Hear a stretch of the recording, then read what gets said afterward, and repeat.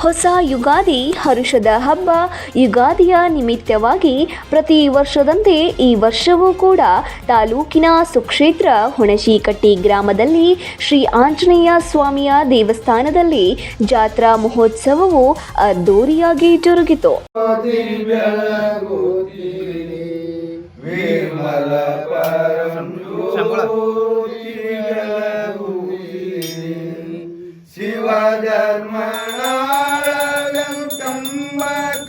ಬೆಳಗ್ಗೆ ಸೂರ್ಯೋದಯದ ವೇಳೆ ರುದ್ರಾಭಿಷೇಕ ಅಪಾರ ಭಕ್ತಾದಿಗಳ ಸಮ್ಮುಖದಲ್ಲಿ ಯಶಸ್ವಿಯಾಗಿ ಜರುಗಿದ್ದು, ಶ್ರೀ ಆಂಜನೇಯ ಸ್ವಾಮಿಗೆ ವಿಶೇಷ ಶ್ರದ್ಧಾ ಭಕ್ತಿಯಿಂದ ರುದ್ರಾಭಿಷೇಕ, ಮಹಾಪೂಜೆ ಮತ್ತು ಮಂಗಳಾರತಿಯೊಂದಿಗೆ ಕಾರ್ಯಕ್ರಮ ಮೆರಗುಗೊಂಡಿತು.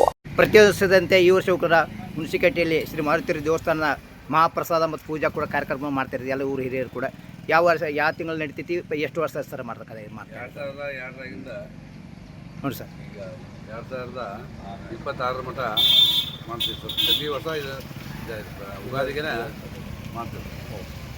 ಈ ಪುಣ್ಯ ಕಾರ್ಯಕ್ರಮದಲ್ಲಿ ನಂತರ ಭಕ್ತ ಸಮೂಹಕ್ಕೆ ಶ್ರೀ ಆಂಜನೇಯ ಸ್ವಾಮಿಯ ಅನ್ನಪ್ರಸಾದ ಜರುಗಿತು.